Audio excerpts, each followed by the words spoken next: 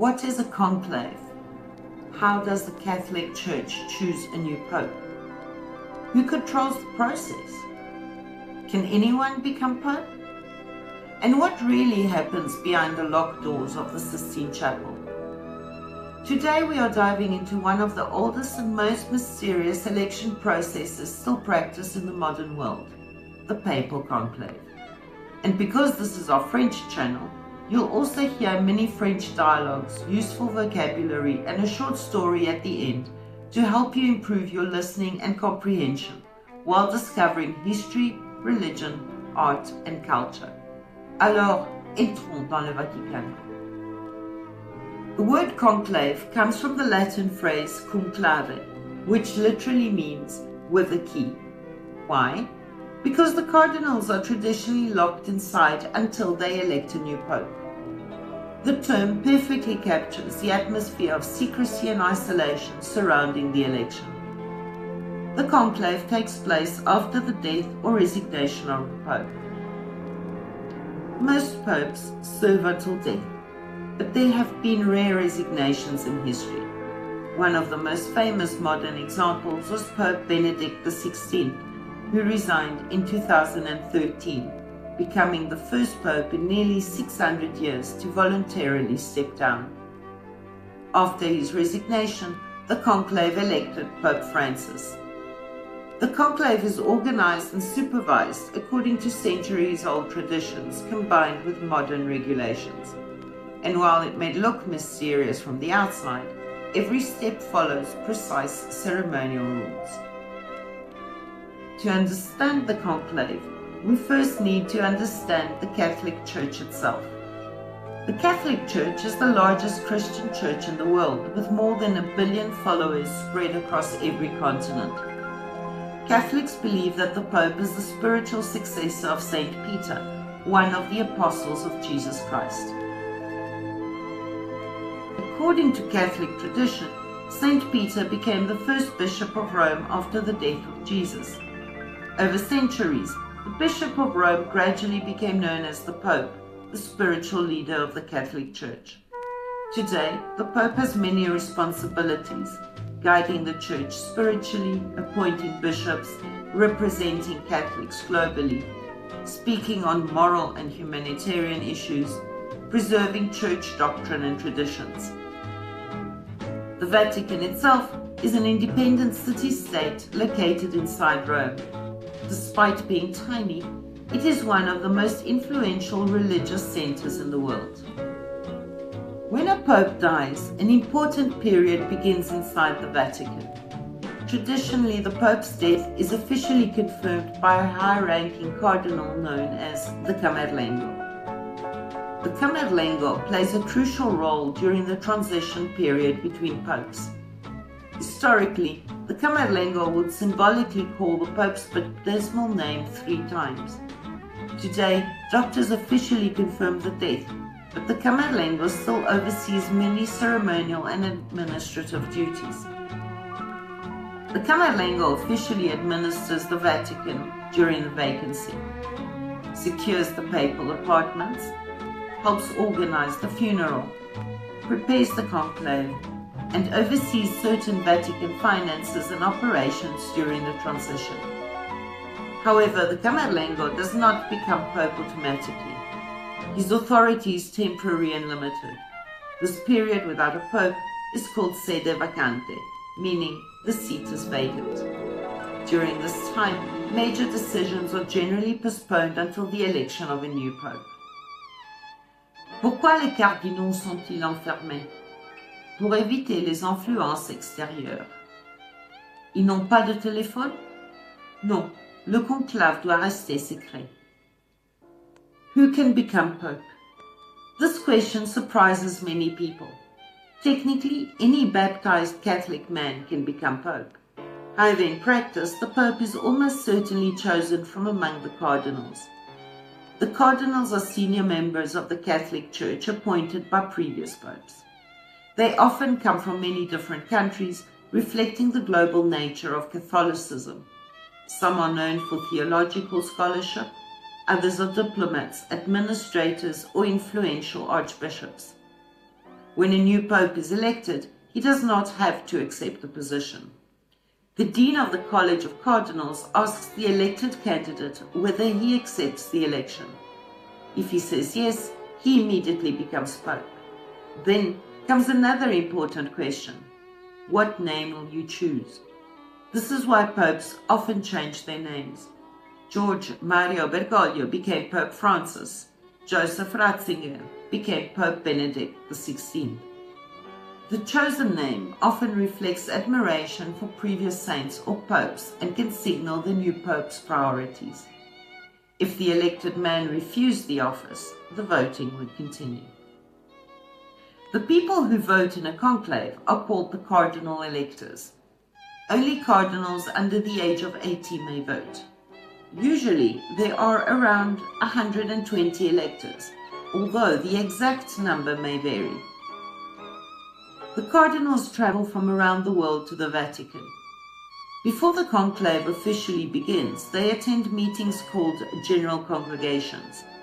During these meetings, they discuss the needs of the Church, global challenges, and possible qualities needed in the next pope. These conversations can influence the election. However, open campaigning is officially discouraged. The process is meant to be spiritual rather than political, even though human dynamics naturally play a role. Many people imagine the cardinals sleeping inside the Sistine Chapel itself. But in reality, they usually stay at the Domus Sanctae Marthae, a Vatican residence built specifically for conclaves. The cardinals are transported between the residence and the Sistine Chapel under strict security. They are isolated from the outside world. No phones, no internet, no television, no newspapers. The purpose is to prevent political pressure, media influence, or outside interference. Historically, conclaves could last weeks, months, or even years. In the 13th century, one conclave lasted nearly 3 years. Frustrated locals reportedly removed the roof of the building to pressure the cardinals into making a decision faster. Compared to those medieval marathons, modern conclaves are usually much shorter. Où dorment les cardinaux? Dans une résidence du Vatican. Ils peuvent sortir? Non, ils restent isolés pendant le conclave. The conclave itself takes place inside the famous Sistine Chapel. This chapel is one of the most extraordinary artistic spaces in the world. Its ceiling was painted by Michelangelo during the Renaissance. The chapel contains iconic scenes such as the creation of Adam and the massive Last Judgment fresco. Imagine voting beneath those gigantic biblical paintings. The atmosphere is meant to remind the cardinals of the spiritual gravity of their decision. Before voting begins, the cardinals swear an oath of secrecy. Anyone who breaks the secrecy rules risks severe consequences under church law. Then comes the famous phrase, extra omnes. It means everyone out. At that moment, all non-essential people leave the chapel. The doors close and the conclave officially begins. Voting happens by secret ballot. Each cardinal writes the name of his chosen candidate on a ballot paper. The ballots are then placed into a special container. The votes are counted carefully. To become pope, a candidate must receive a 2/3 majority. Nobody reaches the required number. Another round of voting takes place. There can be multiple rounds each day. After each voting session, the ballots are burned. And this leads us to one of the most important traditions of all, the smoke. When the ballots are burnt, chemicals are added to produce colored smoke. Black smoke means no pope has been elected yet. White smoke means we have a new pope. After the new pope accepts and chooses his name, the world waits. Then a cardinal appears on the balcony of St. Peter's Basilica and announces in Latin, Annuncio vobis gaudium magnum, Habemus Papam, eminentissimum ac reverentissimum Dominum, Sancta Romana Ecclesiae Cardinalem, qui sibi nome imposuit. This means, I announce to you a great joy. We have a Pope, the most eminent and most reverend Lord, Cardinal of the Holy Roman Church, who has taken the name. Although conclaves are spiritual events, history shows they have often been influenced by politics. In earlier centuries, kings and emperors sometimes tried to influence papal elections. Different factions inside the church competed for influence. Some conclaves were extremely tense, others produced surprise candidates nobody expected. During the Renaissance, powerful Italian families sometimes shaped church politics, and at times conclaves reflected larger struggles happening in Europe: wars, national rivalries, the Reformation, diplomatic tensions. And yet, despite centuries of upheaval, the institution survived. The conclave became a fascinating blend of ritual, religion, politics, history, and symbolism. Some people wonder why the world pays so much attention to the election of a pope. The answer is simple. The pope is not only a religious figure, he is also a global moral voice.